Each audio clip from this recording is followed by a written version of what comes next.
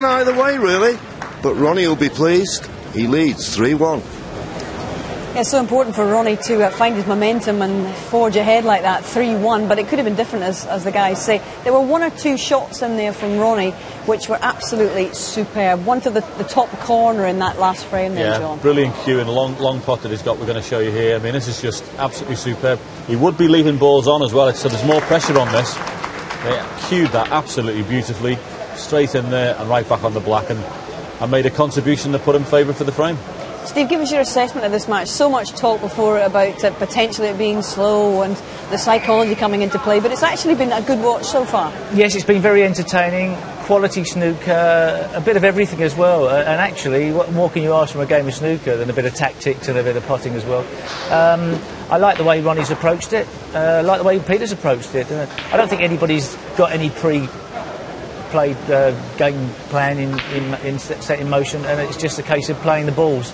I don't think Peter EBDON ever wants to get involved in slowing the game down, regardless of what people think, but sometimes that's the way the game goes. And Ronnie at stages looked a little bit vulnerable, but then pulls out a great shot. OK, well, let's take a break from all that, a bit of light relief. We don't know who's going to win that match, but there's another epic contest on the go here at the Crucible this week, and it's between the players and the pundits. Now we have the first instalments of our Snooker Loopy pub quiz. Oh yes, it gets no bigger than that, and it's this time between two teams, the DJs, that's the Dennis and Johns, against the good, the bad and the ugly. And I'm not going to make any comment about who's who, but testing their encyclopedic knowledge, this is the first instalment. Let battle commence.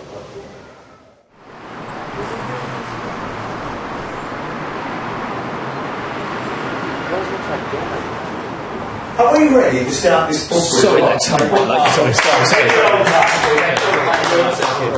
Those quizzes like you play snooker. Who does he think he is? Right, I know his face. I think he was famous in the 80s. Question 1. Crucible 147s. Ooh. Right.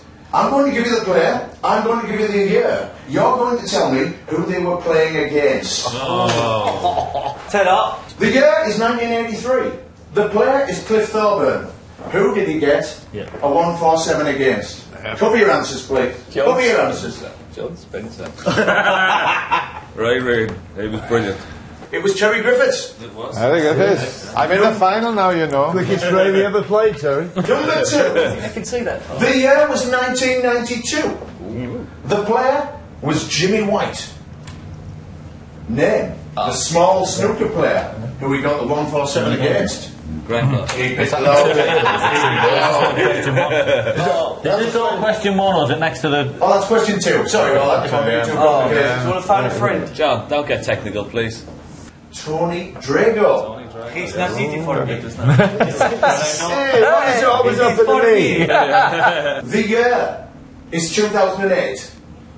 The player is Ali Carter. Who was he playing against? Keep your answers low. By the way, Mr. Parrott, you can let the other 2 people help you. Go! Go for it. We got one. No, we've got a dark horse in our team there. It was Go, Peter EBDON. Come on! The year is 2005. The player is Mark Williams. If anybody gets this right, I may well flick-flack through the streets of Sheffield.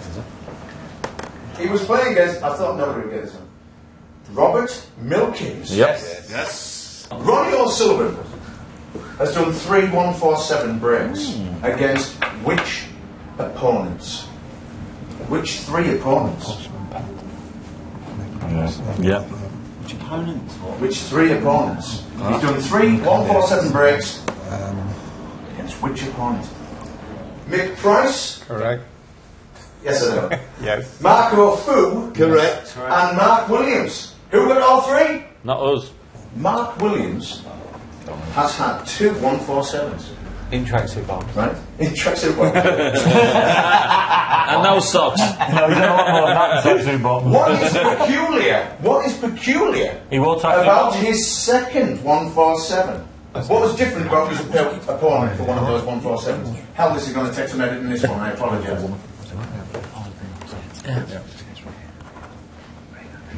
It was against Diane Schuler. She was a woman. A real life woman. Who is the youngest player ever to make a televised 147? It happened in 2007. The youngest player to make a televised 147. And it happened in 2007. Oh, God. You'll get a point for that. You reckon? Are you feeling confident? Well, you get a point for it. Any chance of a pint for it? Well, To be honest with you, How old was he? He was 19. Oh, yeah. like, Was? we couldn't spell his name. Did he put down 4 letters? Ding. Ding. Ding. oh, televised, it must have Ding been. John Wee. There we go. What about that Thai kid? What the Thai kid Yeah, made a Yeah, it wasn't on TV, was Wasn't it? on TV. What a liberty. That's unfortunate. Yeah, bad luck. Only 2 players have made maximums in finals of tournaments. Who are they? Only 2 players have made maximums in finals of tournaments. One person's done it 3 times, and one person did it in 2003. Give me the 2 players. Stephen Hendry, 1, John Higgins. Never got that. Didn't get that. Where did you get it? Got? Back in 1982, when some of the people sat here and myself were vaguely fashionable. Vaguely. I should know this one. Yes. Just to let you know. Who made their first televised 147 in the 1982 Larder Classic? Me. Apparently, He got a larder. And I had a fringe then. And we had a fridge. Can you spell Davis properly? No E. I do believe it was in full colour, a lot of red on the screen at the time. That was To prove it. that was Mr. Steve Davis. Yeah. Well done, Did he ever amount to anything, that lad? Who should have made the first televised 147, but Thames television cameramen were on their break and didn't film it. That would be That was harsh. very unlucky. Back in 1979, it was Jonas Spencer. Wouldn't you be cross? It's like that Everton goal when he went to the adverts. The camera was there and they switched it off. All they had to do was leave the switch on. The irony was, of course, that he had to sit through me making the first ever one on television. Is that right? Yeah, sad. That's- Would have been a fantastic pub question, that would It have would have been really good if somebody had really done their homework. A bonus question. Brucey. Yes. Try this. Put this on the... Put this down. Which snooker player sounds like he could have been an origami champion? Which snooker player, who you will have played against, sounds like he could have been an origami champion? Alain Robadou. No. Write it down. Write it down. A snooker player that you will have played against. Sounds like he's an origami Well, champion. what about if you've got another one that you haven't played against that you know full well is one? In that case, we will bend the rules somewhat. It'd have to be Neil Fold. Neil Fold. No, come on. What did, Robbie- what did Steve say?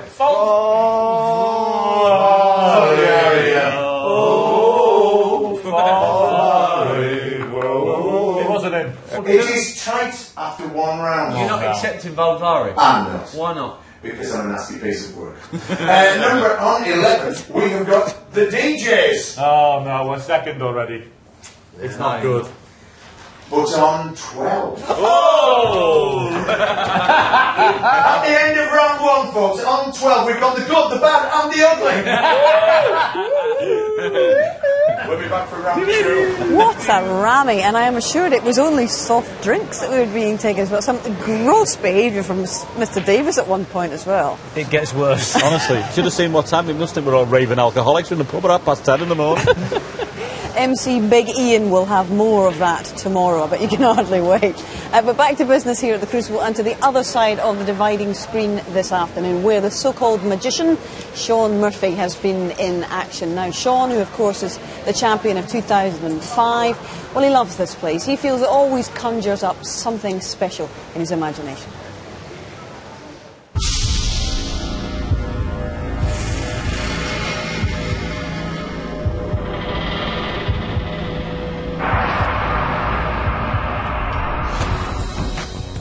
to be at the front of things, and I wouldn't say I'm a leader of people, but I do like to, probably got a bit of OCD, I like to sort of run things. I was born in the wrong era. I think I would have liked to have been around sort of the pre-war 30s, pinstripe suits, gangsters in New York, that type of era would have suited me down to the ground. I've got to the point now where I think I'll always be just a little bit fat.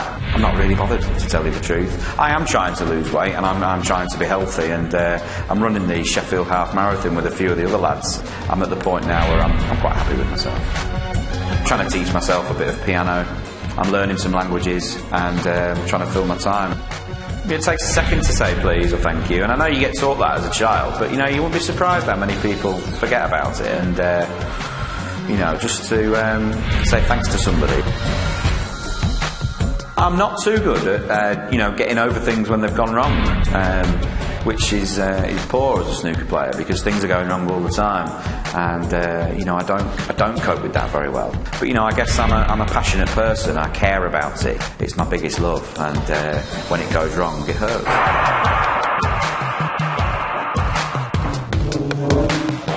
Well, Murphy's first round opponent, Jamie Jones from Neath in Wales, is enjoying his first trip to the Crucible. He's been a pro 6 years and he's had to wait a long time to make it here. But in their opening session yesterday, he certainly didn't freeze. Indeed, he went into this afternoon